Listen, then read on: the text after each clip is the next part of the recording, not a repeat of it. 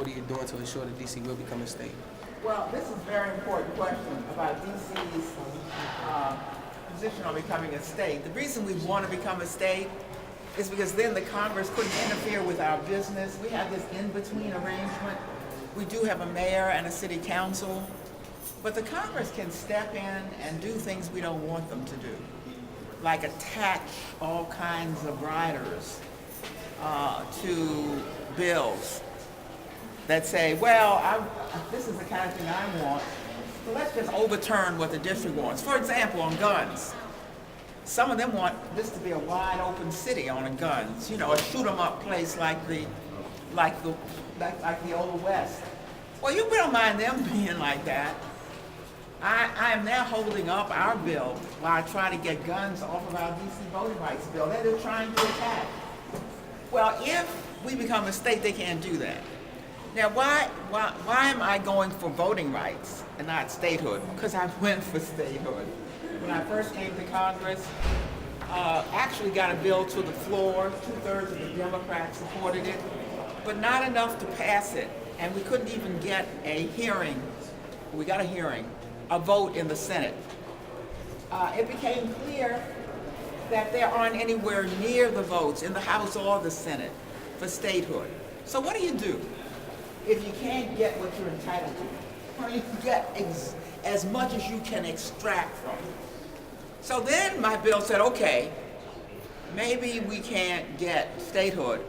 Give us the votes in the House and Senate. Well, the Senate looks like it would rather jump off the top of the Capitol than to give us 2 senators. That's a very jealous body. They don't want to expand their numbers. Finally, I had to accept what this place is. A very incremental place. So you get the first thing, then you build on that, you get the second thing. So we're almost to the House vote, a lousy little House vote. Has taken me years and years to get, and we're almost there. And they're trying to attach some kind of rider that would take away our gun laws on that. Nothing's easy for me up here, but I don't mind a fight. So I'm a native Washingtonian.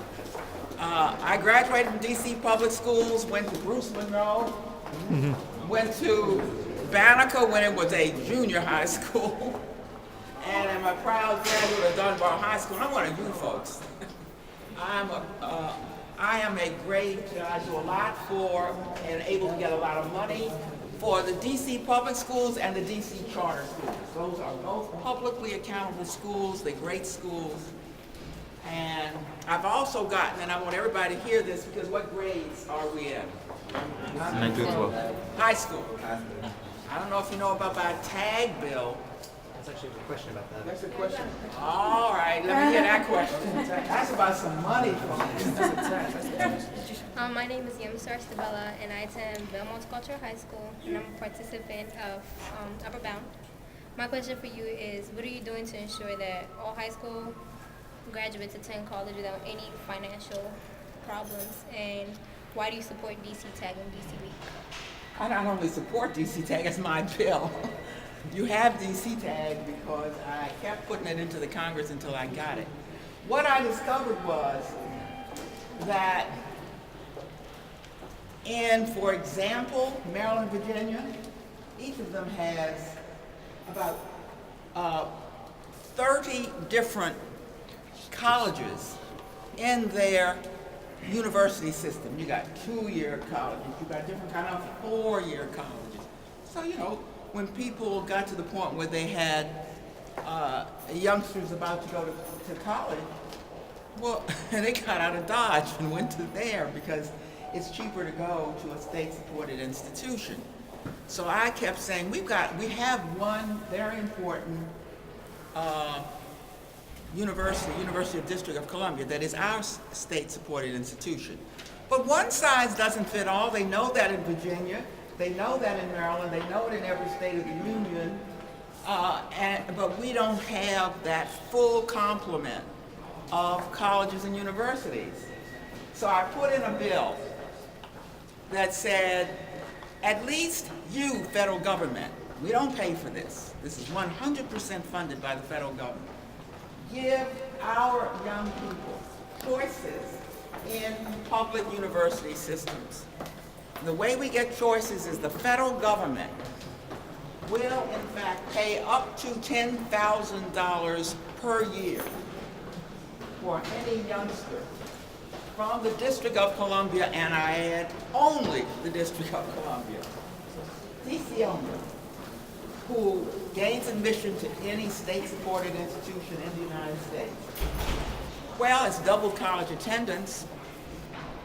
You can even get $2,500 to go to any institution, private institution here or in the region. It's been a great boon to college attendance here. And what people do is they use this, and if they need some extra amount, a lot of people have to borrow money, but I tell you one thing, $10,000 pays for the tuition at most state universities. Some people, the young woman who sits in my front desk went to Rutgers on a TAG, tuition access grant.